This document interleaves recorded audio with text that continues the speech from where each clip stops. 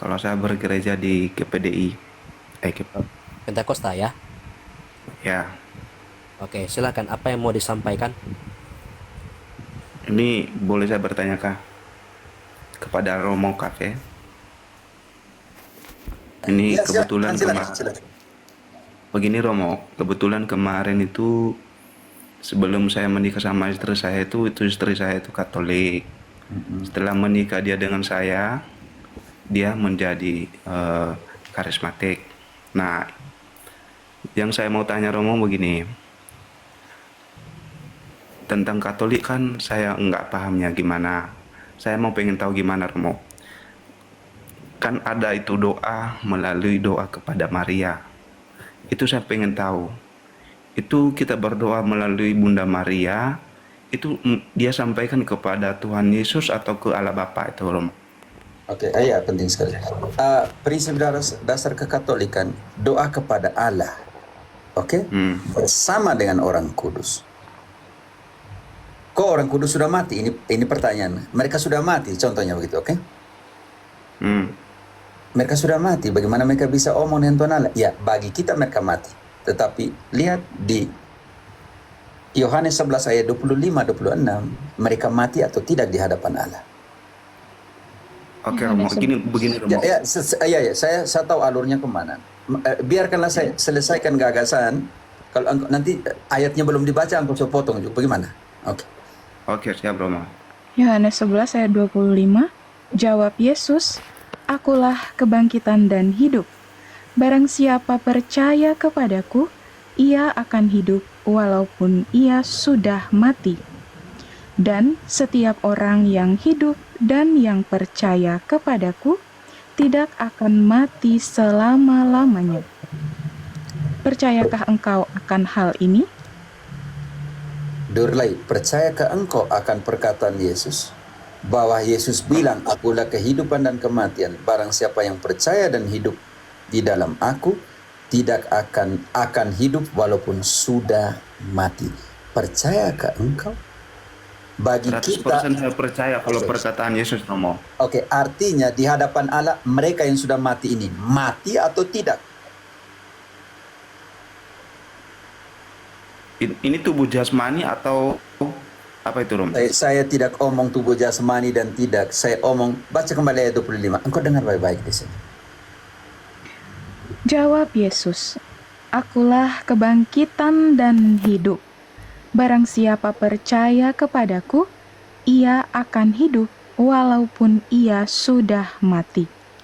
Yang kau tanya tadi, mau pakai tubuh jasmani atau tubuh rohani, itu proses bagaimana mereka masuk di sana dan mengenakan tubuh rohani, tubuh spiritual. Pertanyaan saya, atau tubuh kemuliaan yang terminologi kitab suci, yang saya mau tanya di sini, bagi Allah, mereka di hadapan Allah hidup atau mati? Hidup. Hidup. Oke. Artinya, kalau Allah bilang mereka hidup, kita tidak bisa mengatakan mereka mati. Oh, Ya. yang engkau makanya saya mau bantu. Engkau tadi masuk melalui tubuh kemuliaan, itu prosesnya bagaimana? Oke. Karena tidak bisa masuk surga, tidak menjadi bagian dalam kerajaan surga, tubuh dan darah, daging dan darah yang fana tidak bisa masuk ke sana. 1 Korintus 15 ayat 50. Yang satu siap Filipi 3 ayat 20-21. Masuk ke sana dengan cara seperti apa? Ini yang saya ikut sedikit bantu kau supaya bisa mengerti tentang tubuh kemuliaan. Kenapa tubuh kemuliaan? Karena tidak menjadi bagian dalam surga daging dan darah. 1 Korintus 15 ayat 50. 1 Korintus 15 ayat 50, "Saudara-saudara, inilah yang hendak kukatakan kepadamu, yaitu bahwa daging dan darah tidak mendapat bagian dalam kerajaan Allah, dan bahwa yang binasa tidak mendapat bagian dalam apa yang tidak binasa." Oke, Romo, inti pertanyaan saya ini begini Romo. Ya, saya mengerti. Saya alur dulu pelan-pelan. Nanti mereka di surga mereka bisa bawa. Belum masuk kepada bagaimana tugas orang kudus. Oke, lanjut ayat sedikit. Paulus bilang saya akan mengatakan sebuah rahasia, sebuah misteri. Sesungguhnya aku menyatakan kepadamu suatu rahasia. Kita tidak akan mati semuanya, tetapi kita semuanya akan diubah. Diubah apanya? Filipi 3, 20-21. Kewarganegaraanmu bukan di sini, saudaraku. Filipi 3 ayat 20. Karena kewargaan kita adalah di dalam sorga, dan dari situ juga kita menantikan Tuhan Yesus Kristus sebagai juru selamat, yang akan mengubah tubuh kita yang hina ini, sehingga serupa dengan tubuhnya yang mulia, menurut kuasanya yang dapat menaklukkan segala sesuatu kepada dirinya. Oke, artinya Durlai, kita alur pelan-pelan. Saya bukan protesan pendeta satu ayat. Engkau harus mengerti bagaimana mengkonstruksi sebuah bangunan penjelasan. Sistematik di sini. Satu ayat saya bilang selesai, buat apa saya repot engkau? Tapi saya juga ingin engkau mengerti secara seluruh, bukan hanya satu sepotong saja. Yang seperti yang diajarkan oleh pendeta. Sepotong selesai, jangan. Konstruksi sebuah bangunan rohani itu penting sekali dalam penjelasan. Sistematik, struktur. Oke. Mereka Romo, masuk sedikit surga saya ini. minta maaf dulu, Romo. Mereka ini masuk surga ini, Romo. Durlai. Tetapi mereka Saya minta maaf mengenakan... sebentar, Romo. Yuk. Saya minta maaf Sebentar. sebentar, Romo. Sebentar aja, Romo. Apakah Romo tahu, Kak, isi pertanyaan saya, Romo? Engkau tadi bertanya tentang bagaimana mungkin berdoa kepada Bunda Maria. Makanya sekarang saya mau tanya dulu saya mau alurkan penjelasan mereka ada di mana dulu dan tugas mereka apa. Ini yang saya harus buat dulu. Ini makanya saya bilang bangun dulu secara sistematik. Pertanyaan tadi, engkau sudah setuju bahwa mereka tetap hidup di hadapan Allah. Tetapi untuk hidup di hadapan Allah, kewarganegaraan mereka di surga, mereka tidak bisa daging dan darah. Mereka harus mengenakan tubuh kemuliaan yang dimiliki oleh Kristus.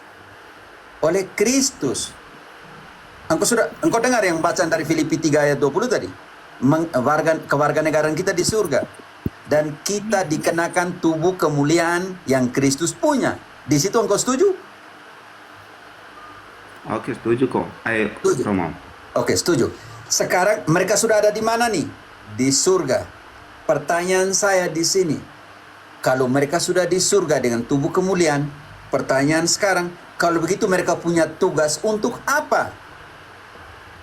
Oh, Wahyu 5 ayat 8. Tugas orang kudus di mana? Di dalam kitab suci dikenakan di mana tugas mereka? Wahyu 5 ayat 8. Ketika ia mengambil gulungan kitab itu, tersungkurlah keempat makhluk dan ke-24 tua-tua itu di hadapan anak domba itu. Masing-masing memegang satu kecapi dan satu cawan emas, penuh dengan kemenyan. Itulah doa orang-orang kudus. Berarti orang-orang kudus secara biblis tugasnya adalah membawakan doa-doa kita ke hadapan Allah. Tapi itu hanya satu ayat. Oke, bab 8 ayat 3 dan 4. Bab 8 ayat 3 dan 4. Maka datanglah seorang malaikat lain, dan ia pergi berdiri dekat mezbah dengan sebuah pedupaan emas. Dan kepadanya diberikan banyak kemenyan untuk dipersembahkannya bersama-sama dengan doa semua orang kudus di atas mezbah emas di hadapan tahta itu. Maka naiklah asap kemenyan bersama-sama dengan doa orang-orang kudus itu dari tangan malaikat itu ke hadapan Allah.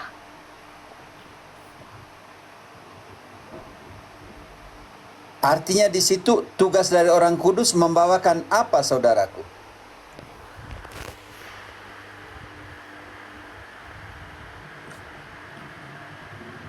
Tugas Lanjut dari aja, orang Mas. kudus membawakan apa di situ? Ya, dilanjutkan aja, Romo. Saya mau mendengarkan. Tidak, engkau tadi tanya di situ, orang kudus buat apa? Sudah dijawab, tugas dari orang kudus membawakan apa di situ? Jujurlah dengan dirimu sendiri. Baca kembali ayat itu.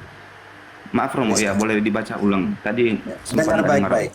Ya. Maka Maka saya jujurlah dengan sini. datanglah Sebentar dulu. Dengar baik-baik supaya ketika engkau dengar baik-baik, engkau tahu arahnya kemana. Oke. Maka pergi berdiri dekat mesbah dengan sebuah pedupaan emas. Dan kepadanya diberikan banyak kemenyan untuk dipersembahkannya bersama-sama dengan doa semua orang kudus di atas mesbah emas di hadapan tahta itu. Maka naiklah asap kemenyan bersama-sama dengan doa orang-orang kudus itu dari tangan malaikat itu ke hadapan Allah. Pertanyaan sekali lagi. Di situ dikatakan tugas orang-orang kudus membawakan doa. Membawa orang-orang itu di hadapan Allah. Membawakan apa? Membawakan orang-orang itu di hadapan Allah. Baca kembali. Satu ayat cukup. Maka naiklah asap kemenyan bersama-sama dengan doa orang-orang kudus itu dari tangan malaikat itu ke hadapan Allah. Orang-orang kudus punya tugas apa di situ? Membawakan apa, saudaraku? Doa.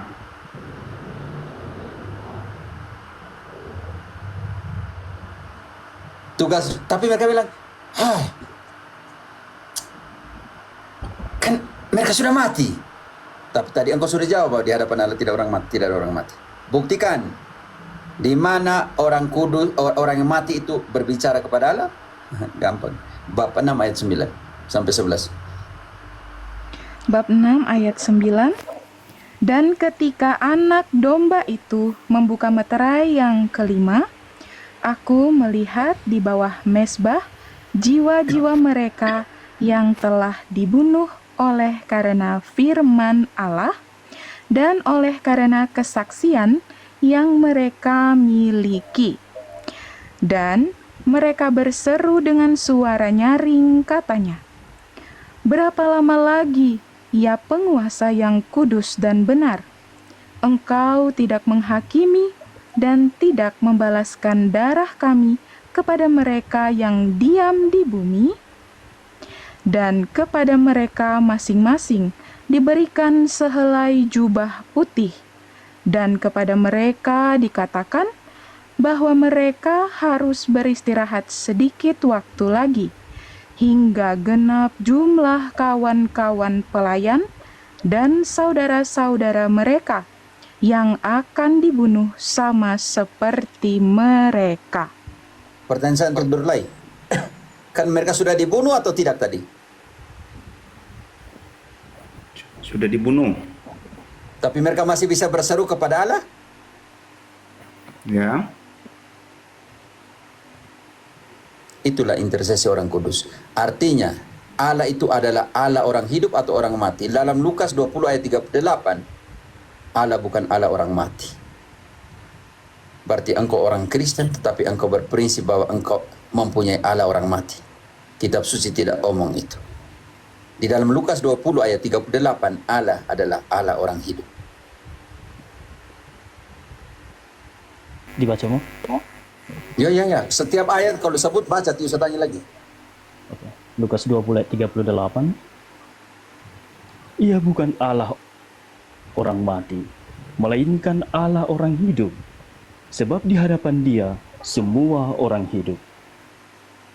Saudaraku, mereka tidak mati. Di hadapan Allah semua orang hidup.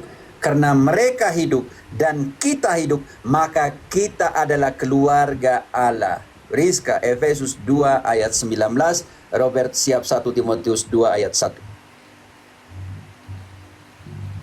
Efesus 2 ayat 19, demikianlah kamu bukan lagi orang asing dan pendatang, melainkan kawan sewarga dari orang-orang kudus dan anggota keluarga Allah.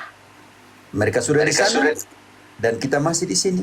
Kita semua adalah rekan sewarga dan anggota-anggota keluarga Allah. Sebagai anggota keluarga, tugas kita di mana? 1 Timotius 2 ayat 1.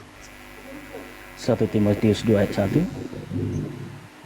Pertama-tama aku menasihatkan, naikkanlah permohonan, doa syafaat, dan doa ucapan syukur untuk semua orang. Selesai. Naikkanlah doa syukur, doa syafaat, doa permohonan untuk semua orang. Durlai, engkau tahu apa itu doa syafaat? Romo, itu ayat berapa tadi itu tertulis di mana yang terakhir, Romo? Biar saya 1 Timotius 2 ayat 1. 1 Timotius 2 ayat 1. Engkau mengerti Oke. apa itu doa syafaat, Durlai? Doa syafaat. Contoh, doa syafaat artinya, contohnya, Durlai, kau doakan saya. Atau engkau diam-diam mendoakan istrimu tanpa dia minta. Itu yang kita namakan doa syafaat atau doa intersesi. Engkau mendoakan orang lain, dia minta atau tidak minta engkau doakan. Bisa mengerti di situ dulu, Durlai? Oke, saya mengerti sampai di sini, Romo. Oke, Saya karena mengerti itu, sampai di sini. karena itu pertanyaan saya. Orang-orang yang di surga, mereka yang di surga itu, mereka adalah orang-orang benar atau tidak? Bantu dulu Ibrani 12 ayat 20 lebih cepat ya Friska. Ibrani 12 ayat 22 sampai dengan 23. Saya mau tahu bahwa kita semua tahu bahwa di dalam surga adalah jiwa orang-orang benar. Yang apa? Yakobus engkau siap, Robert engkau siap Yakobus 5 ayat ke-16. Oke. Ibrani Tentang- 12 ayat 22. Tetapi kamu sudah datang ke Bukit Sion, ke kota Allah yang hidup, Yerusalem sorgawi. Tahan dulu Friska. Burlai omong tentang 3 nama surga ya. Bukit Sion, kota Allah yang kudus, dan Yerusalem surgawi. Siapa saja yang tinggal di sana? Silakan.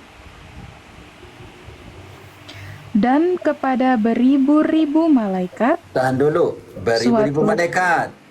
Apalagi? suatu kumpulan yang meriah, Siapa lagi?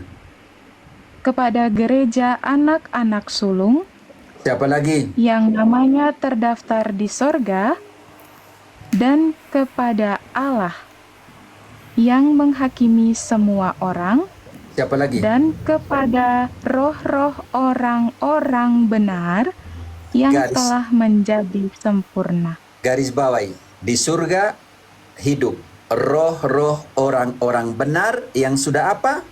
Durlai? Menjadi sempurna. Di surga, Durlai, hidup roh-roh orang-orang benar yang sudah menjadi seperti Allah Bapa. Baca lagi. Dan kepada roh-roh orang-orang benar yang telah menjadi sempurna. dengar Bapak Durlai, di surga tinggal roh-roh orang-orang benar yang sudah Sempurna. menjadi sempurna. Siapa lagi yang ada di sana? Yesus atau tidak, Friska? Dan kepada Yesus, pengantara perjanjian baru. Sekarang cukup. Sekarang kita buktikan bahwa doa dari orang-orang benar di hadapan Allah punya kuasa atau tidak. Yakobus 5 ayat 16. Yakobus 5 ayat 16. Karena itu hendaklah kamu saling mengaku dosamu dan saling mendoakan supaya kamu sembuh. Doa orang yang benar, bila dengan yakin didoakan, sangat besar kuasanya. Amin. Engkau sudah setuju bahwa di surga hidup roh-roh orang benar yang sudah disempurnakan. Di sini Yakobus mengatakan doa orang-orang benar kalau diucapkan dengan iman yang kuat punya kuasa. Oke, Romo. Saya udah paham sampai di sini, Romo.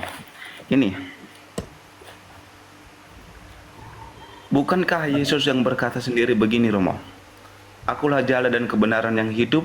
Tidak seorang pun yang datang kepada Bapa kalau tidak melalui aku. Bagaimana dengan itu, Romo?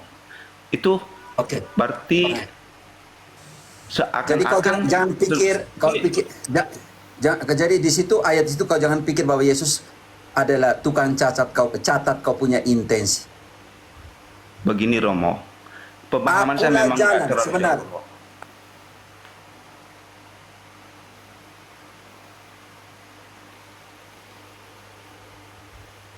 Surga harus ikut jalannya Yesus atau tidak? Iya, Oke. Akulah hidup. iya. Ini saya hidup, kau buat apa di sini? Yang kedua, akulah hidup. Buat apa supaya engkau bisa hidup? Kau harus buat apa sebagai orang Kristen supaya bisa hidup? Romo, saya selesaikan pertanyaan boleh kan Romo? Kalau nggak bisa ini saya turun. Saudaraku, saya sementara menjelaskan ayat yang kau bawa. Iya Romo, itu kan saya membawakan satu ayat, tapi pertanyaan saya begini Romo.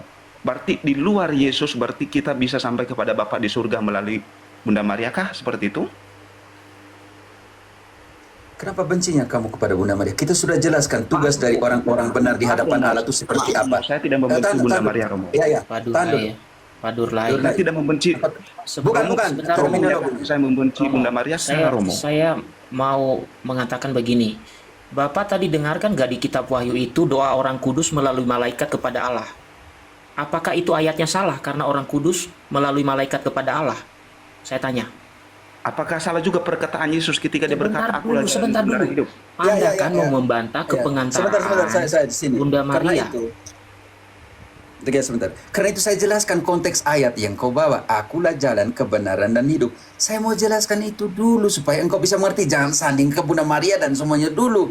Engkau mengerti konteks ayatnya itu dulu, saudaraku. Kalau kau ambil ayat comot di situ, engkau tidak mengerti bagaimana saya bisa menjelaskan. Sekarang kau jelaskan. Sekarang saya minta engkau jelaskan. Kau eksegesiskan tiga hal itu. Akulah jalan, akulah kebenaran, akulah hidup. Kau jelaskan ke saya. Kok malah kayak gini? Kan saya bertanya Romo, apakah bisa kita sampai kepada Bapa di surga itu di luar Tuhan Yesus? Itu yang saya tanya Romo. Makanya sekarang saya menjelaskan konteks ayat yang Romo. kau bawa, saudaraku. Kalau kau Ya, tidak mengerti silakan. ayat yang kau bawa, bagaimana engkau kaitkan dengan Bunda Maria? Sekarang yang engkau mengerti, akulah jalan, kebenaran, dan hidup. Kau jelaskan kepada saya supaya pemahamanmu seperti ini, supaya saya bisa menjelaskan pemahaman Biblis seperti apa. Engkau jelaskan di sini dulu. Akulah jalan, kebenaran, dan hidup. Bagi engkau punya pemahaman itu seperti apa? Silakan. Sekarang ketika Yesus bilang, akulah jalan, engkau jelaskan dulu. Apa artinya?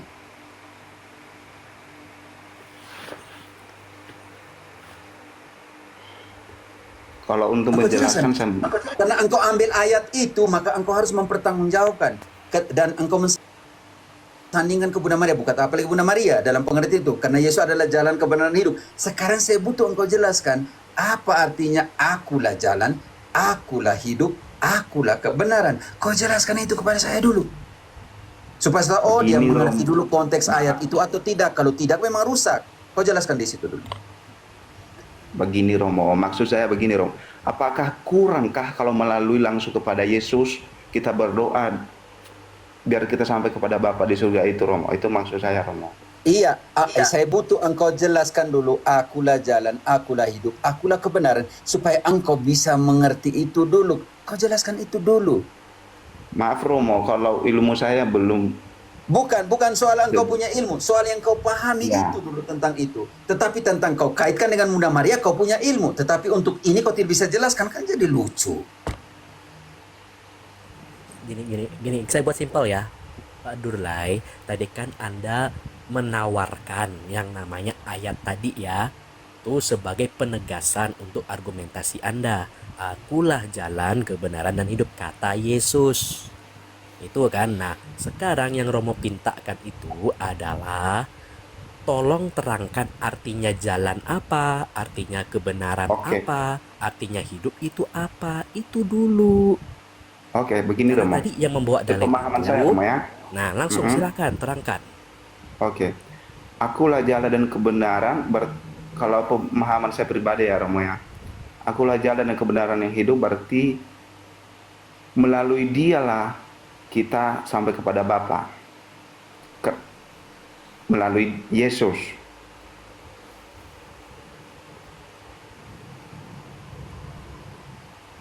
Aduh, Kebenaran. saya kurang mampu ini menjelaskannya Romo kalau kayak gini.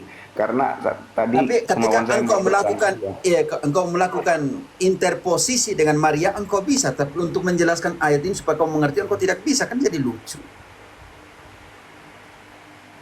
Sekarang akulah kebenaran. Terserah apa yang Yesus bilang, akulah kebenaran. Apa artinya akulah kebenaran?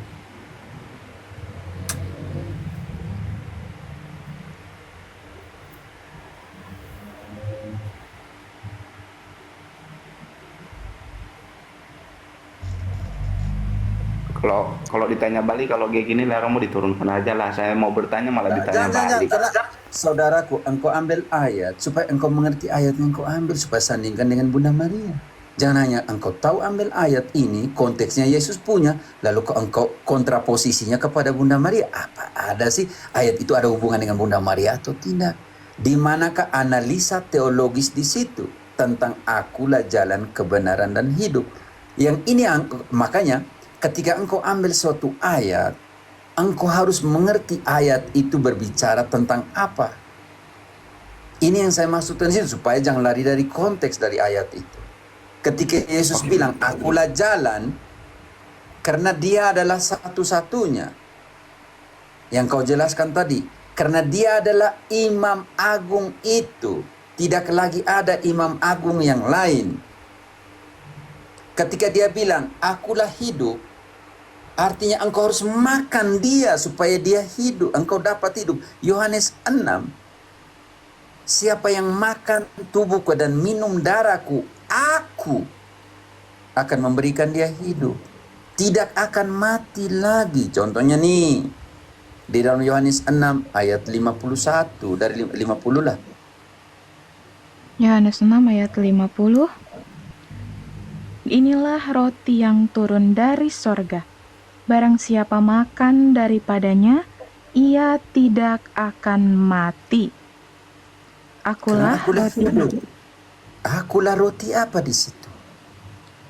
Akulah roti hidup yang telah turun dari sorga. Jikalau seorang makan dari roti ini, ia akan hidup selama-lamanya. Dan roti yang kuberikan itu ialah dagingku, yang Karena akan engkau kuberikan. makan dagingku itu, untuk apa kau makan itu? Yang akan apa, Yang- Friska?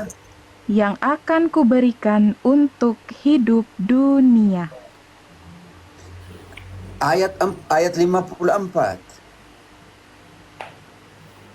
Ayat 54, barang siapa makan dagingku dan minum darahku, ia mempunyai hidup yang kekal, dan aku akan membangkitkan dia pada akhir zaman.